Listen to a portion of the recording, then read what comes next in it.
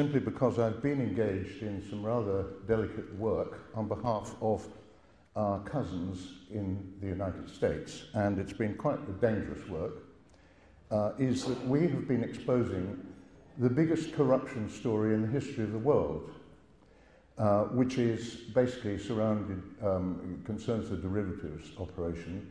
All derivatives are fraudulent finance activity. The United States moved this week onto the Basel II norms, which means that all off-balance sheet transactions are illegal, and which means that the entire derivatives sector is worth zilch.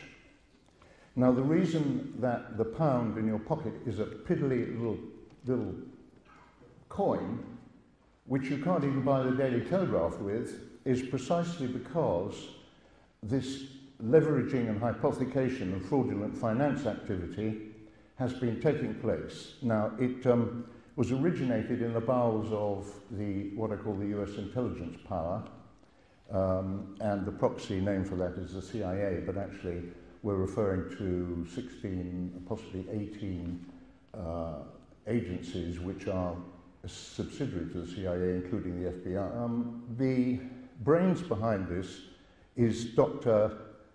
Henry Kissinger, also known as Heinz. He's a triple agent. His Soviet code name is BOR, quite well known. We don't know what his pan-German code name is. We did not win the war. What happened was we finished Hitler off. We personalized the war, so we thought that when Hitler ceased to exist, Austin, at the Wannsee conference, the Nazi intelligentsia realized that there must be a 50-50 chance that the Germans would lose the war.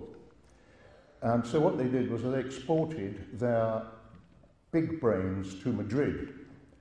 And in 1942, they set up what they called the German Geopolitical Center. Now, the German Geopolitical Center did nothing but think about what would happen if Germany didn't succeed in taking over Europe. And in other words, it was a long-term think tank, and they developed a long-range deception strategy called Europäische Wirtschaftsgemeinschaft, European Economic Community, published in 1942 in Berlin, is enemy of its member states. The European Union is, of course, not our friend, it is our enemy, and has been all along, because its purpose is to usurp our sovereignty and take us over. And in fact, what we now have, under Heath, we handed over general powers to an unelected group in Brussels, which is a self-perpetuating situation. And the real problem with this enemy of ours is that it is on autopilot. The problem was, or has been, that the people running the criminal finance, including, of course, the criminal enterprises, and by the way, I have referred to Citibank and other very large banks in the United States as criminal enterprises for the last 2.5 years, and I'm still walking.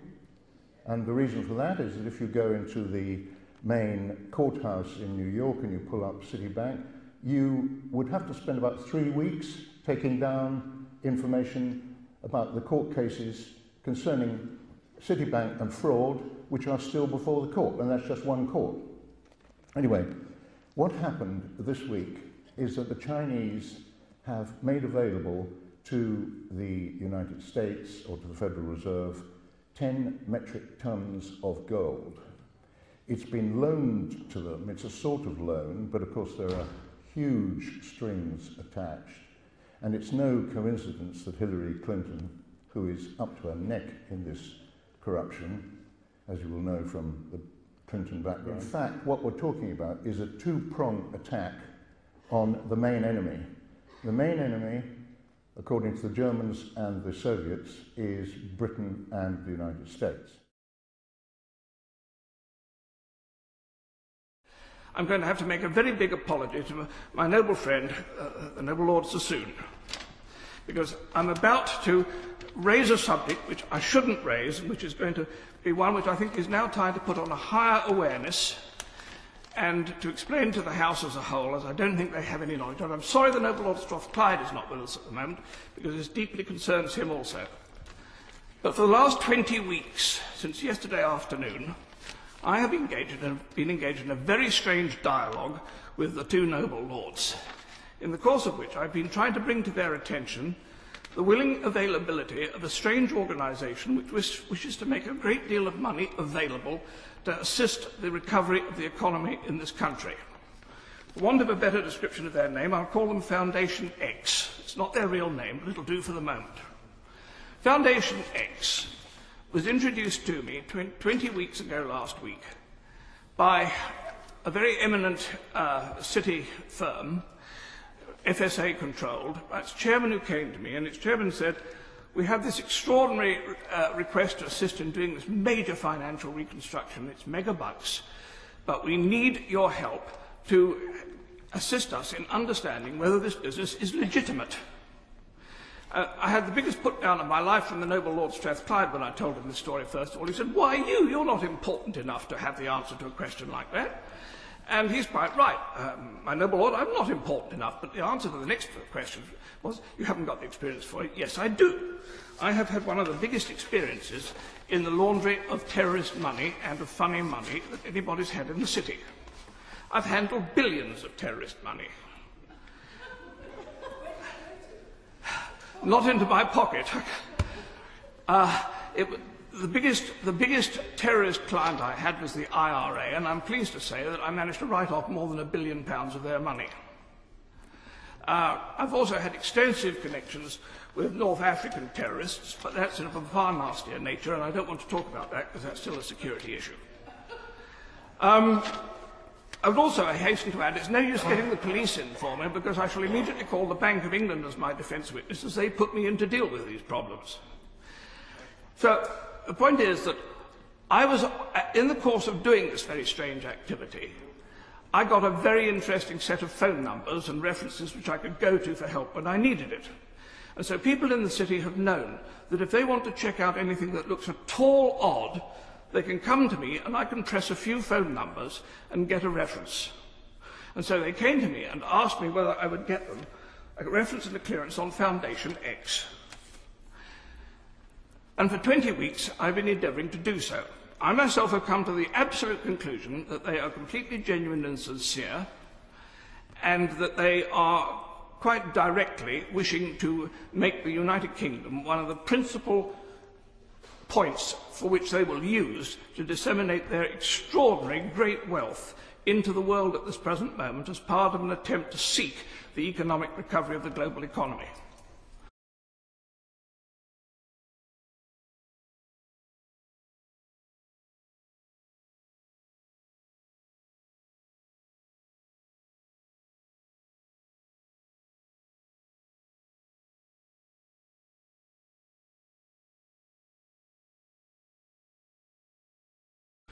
And so I made the phone call to my noble friend Lord Strathclyde on a Sunday afternoon. I think he was sitting on his lawn, poor man.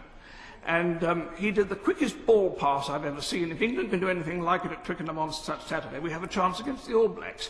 And the next thing I knew, I'd got the noble Lord Sassoon on the phone instead.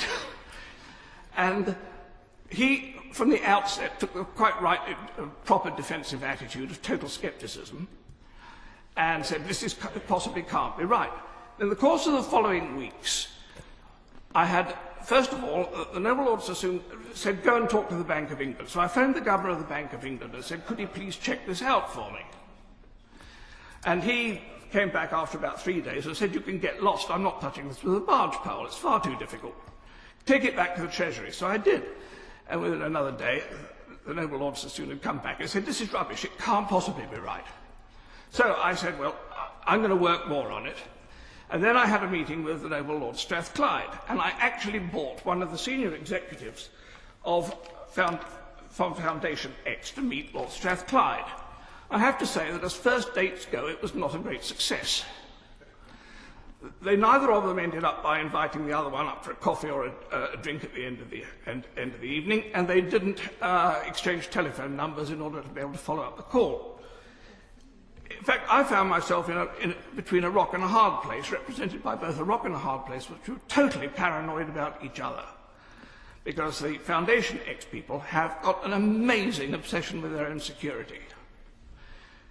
They are expecting only to be contacted by somebody equal to head of state status, or somebody who has an international security rating equal to the top 6 people in the world.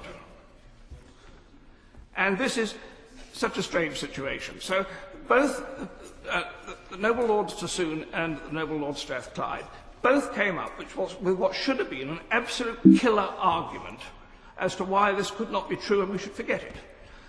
Noble Lord Sassoon's argument first was that these people were offering evidence, or they claimed evidence, that they had lodged £5 billion with British banks last year. And they gave dates and they gave transfer dates and the details of these transfers. And as noble Lord Sassoon said, if that was true, it would stick out like a sore thumb. You couldn't have £5 billion popping out of a bank account without it disrupting the balance sheet completely. But I remember that about the same time that those transfers were being made, the noble Lord Miners was indulging in his game of rearranging the deck chairs on the Titanic of the British banking community. And if he had had 3 banks at that time, which had had, say, a deficiency of £1.5 billion each, then you'd pretty well have absorbed the entire £5 billion, and you wouldn't have the sore sum stick out on this at that time, because you'd have put £1.5 billion into each of 3 banks, and you'd have lost the lot, or absorbed the lot. That would be a logical explanation. I don't know. Noble Lord Strathclyde came up with a much different argument. He said, this cannot be right. This cannot be right, because these people said at the meeting with him that they were still effectively on the gold standard from back in the 1920s, and that their entire currency holdings throughout the world, which were very large, were backed by bullion. And the noble Lord Strathclyde came back and said to me, he's had his analysts working on it, and this has to be stuff and nonsense. Because, he said, they had come up with a figure for the amount of bullion that would have been needed to cover their currency reserves as claimed, which would be more than the entire value of bullion that had ever been mined in the history of the world. I'm sorry, but the noble Lord Strathclyde is wrong. His analysts are wrong, because what he had done was he had tapped into the sources which are available, and there is only one definitive source for the amount of bullion that has ever been taken from the Earth's crust. And that was a National Geographic magazine article 12 years ago. And whatever figure it was that they quoted was then quoted again by 6 other sites on the internet, on Google. And so everybody's quoting one original source, and there is no other confirming authority. But if you tack into the Vatican accounts of the Vatican Bank, you come up with a claim of total bullion. The noble Lord is into his 15th minute. I wonder if he could draw his remarks to a conclusion. The total value of the Vatican Bank reserves would claim to be more than the entire value of gold ever mined in the history of the world. Now, my point on all of this is that we have not proven any of this.